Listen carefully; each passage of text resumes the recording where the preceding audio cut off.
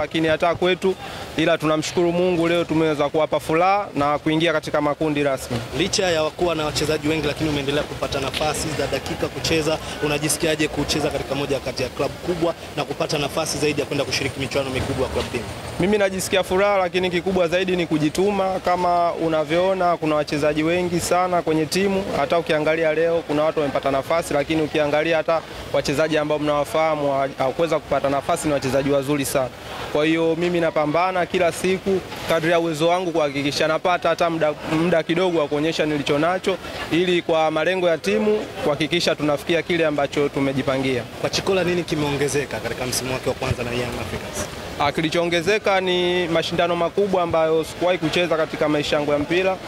CAF Champions League group stage ni hatua kubwa sana kwangu, kwa unaweza kusema kuja Yanga ni timu ambayo ya ushindani, ni timu ambayo kila mechi inaenda kushinda, kwa najivunia kwa hilo. Mashabiki wategemea nini?